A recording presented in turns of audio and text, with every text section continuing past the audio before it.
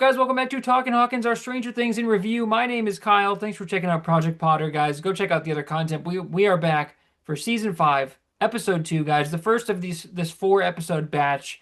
And guys, I gotta say, I got a lot of thoughts on this episode. What I'm gonna do if you haven't seen the series before, give kind of my thoughts on the episode, a favorite character, which is our Hawkins hero, a least favorite character, which is our mouth breather or breathers, and a score out of 10. So appreciate you guys. Let's go. To be honest, this episode might be the worst episode of Stranger Things yet. This episode was horrendous, in my opinion. It felt like it was an SNL skit of Stranger Things. It feels like every single actor or actress was playing like a parody version of themselves. The tone was weird. The group dynamics that we've grown to love were not there. The acting were not necessarily terrible, but the writing was horrible. And I'm like, why are we making everything goofy? Dude, it was giving big modern. Now I love the MCU, guys, and is it a Project Potter review without mentioning the MCU? Maybe not, but it felt very the things that didn't work with the modern MCU. This is how that felt with this. Like everything is goofy, and there were things that were stretches, and I'm like, hey, Max and Kate Bush's running up that hill, great moment, great sequences in the past seasons. We got to stop playing running up that hill every single time Max is on screen. It's a little ridiculous. He already overused it in season 4, and we had that amazing moment where she's up floating and they save her. But I'm so tired of like every time we see Max, it's like, "Bum, bum, run up that hill." And I'm like, hey, I love that song too, but stop playing that every 5 minutes. It's crazy. And also, are we going to get anything from Max? He's like, oh, I just want a sign that you're still in there. And then it like pans to the thing. And I'm like, oh, is it going to do something? No, nothing's going to happen. What's up with Nancy, who just almost witnessed her mother dying? And I guess her father, does she care about her father? Does anyone care about their father? No. Forgot that Mike was even her brother because it seems like they're not even related half the time. Nancy brings her mother, she's covered in her mother's blood, right? She shows up. Demogorgon just took her sister, by the way. Holly Wheeler, who like what was Holly in the show the whole time? Has she just grown up? I don't understand why there's this emphasis on Holly. It's really weird. It's a really stupid coincidence that Will is like, actually, I was on the seesaw too. Actually, it wasn't a seesaw, but it was one of those whirly things, and I was the mind flayer. I think I'm Vecna. And I'm like, shut up, Will! One of the things in this episode did not work for me, guys. Even Hopper and Elle. So Elle goes into the Upside Down, and you're telling me it's exactly where Hopper is? What's going on here? The Hopper plan felt weird. The van felt weird. Hopper being in there, always trapped in the Upside Down, whatever. Oh, guess what? There was a Demogorgon running loose. Now it's not running loose. And guess what? Elle goes in there. She goes in through the portal. She kind of like sneaks in through the portal. It's weird. Nancy was way too calm in this sequence as her mom's bleeding out. And then Elle just happens to be where Hopper is. And then even their interactions, it was like, oh, it felt very strange. And not in a good Stranger Things type of way, in a strange way. Like it just felt very odd. This episode felt very odd. What's up with Dustin and Steve hating each other now? And Dustin's vibe is weird. I don't know what's going on with him, but it's just a strange thing when he comes on screen, and it's not like the old Dustin. And obviously, guys, season 4 really. I don't know if it was season 3 too, but season 4 he gained a noticeable weight. And it's like that's fine. These kids have grown up. They're humans, but Dustin feels like he's kind of like having a rough time of it. And we have cute little Dusty Bun before, and now we got this like Dustin that's looks like he spends a lot of time at Dippin' Donuts. Okay, that's all I'm gonna say, guys. But the cast just wasn't working for me. And I'm like, Steve and Dustin's relationship is like one of the best parts of the series. And then he's like, oh, good, I don't want to talk to you either. What's up with Jonathan Byers, dude? I mean, he's so miserable and whiny. And Steve calls him out. Steve Harrington is like, bro, you turned into a weirdo pothead and your character sucks now. And you're just a whiny little bitch now, basically. And he's like, the only one more miserable than you in the relationship is Nancy. And he's like, oh, you should stop trying to one-up me. And it's like, dude, Steve Harrington is always going to one-up you because Joe Keery is cooler than you.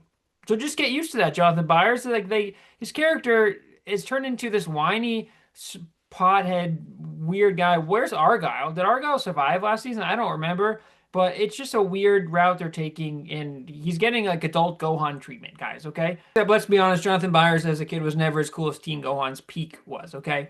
But it's just a weird mix, guys, and the tone is strange. And I think the audience is kind of being over explained. Like Robin is kind of like, oh, think of your head like an antenna. And I'm like, oh, this is stupid, dude. Like, this is just dumb. And I hate how Will is just like being there and he's just like, oh, yeah, well, I guess the connection was never really severed. It's like, okay, but it's just.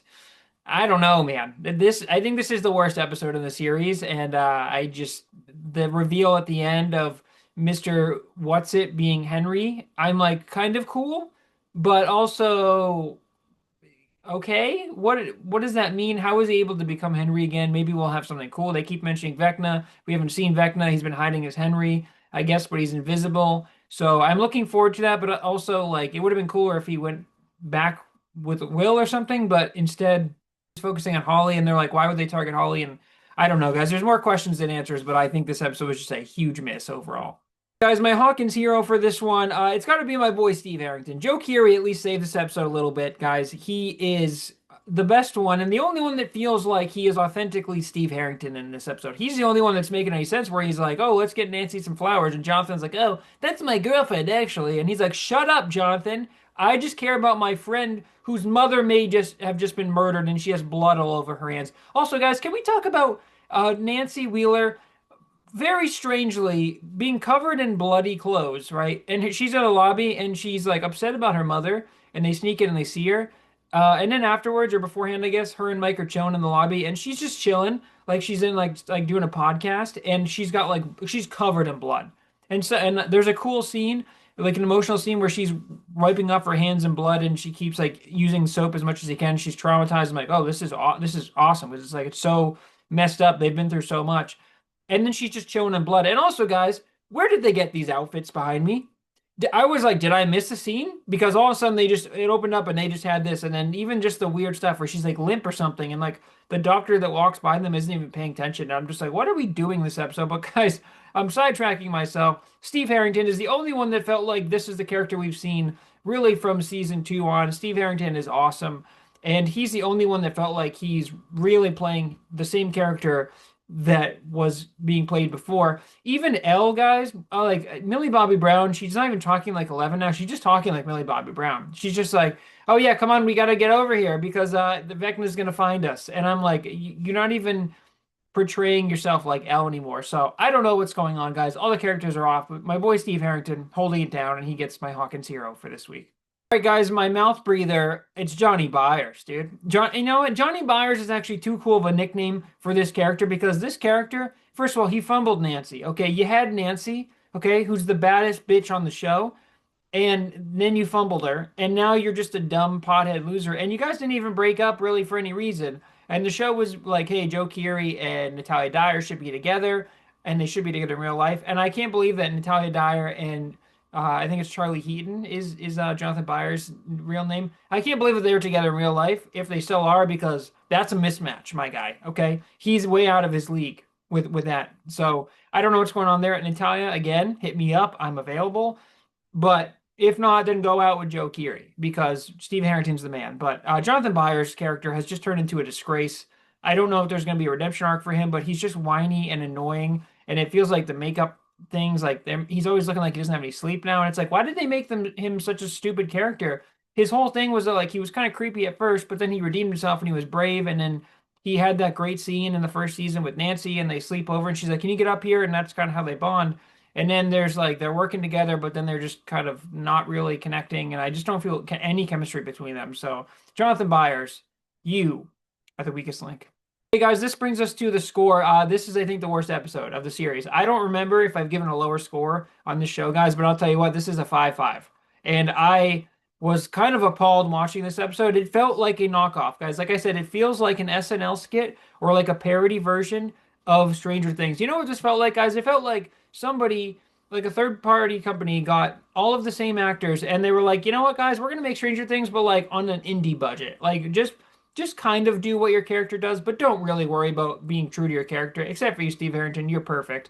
But I was just like, what's going on? None of these characters feel like the characters that we've been watching for 5 seasons. And maybe it's because they've taken so damn long to make this show, but the story I don't really care about. At least last season, guys, with Vecna. Vecna was awesome and his deaths were brutal and the clock sound and everything. And it was like, why is Vecna killing these victims? And it like made sense, and it was like he's opening a gate every time. Now it's just like he took Holly Wheeler, who we have absolutely no connection to, and now he's hiding as Henry, and maybe that will turn into something cool. But I'm a little worried, guys. 2 episodes into this season, and I think we only have 8 or 9 episodes left in the series, or sorry, 8 or 9 episodes total. So maybe 6 or 7 left in the series. And I don't know if they're going to land the plane. I don't know where this season is going, and I'm worried after this episode. There's also like a Game of Thrones wall in the Upside Down, and that should be a cool moment. And instead, it's like, oh, that's why I couldn't see Holly because she's behind this wall. And then Elle is like, oh, Holly was here, right here, and she just holds up like a boot. And I'm like, what is that supposed to mean, dude? This episode sucked. It kind of pissed me off. I have faith that they will write the plane and maybe they'll tell an awesome story. But guys, I'm officially worried, and I don't know if the season is going to be any good, honestly. Guys, well, that is it for another episode of Talking Hawkins. Guys, we are going towards the finish line. Are we stumbling toward the finish line, or are we sprinting there? Right now, it's rough waters. We'll see how episode 3 goes, guys. So 2 more in this batch, and then I gotta wait in real time about 2 or 3 weeks until Christmas, and then the next batch drops, and then the final episode New Year's Eve. These will go up later, guys, so you'll see them all week after week. But I'm gonna wait in real time, and I don't know. We'll see how it goes. But appreciate you guys checking out Project Potter. Go check out the other content. Go check out the other episodes of Talking Hawkins. And until next time, guys. Peace.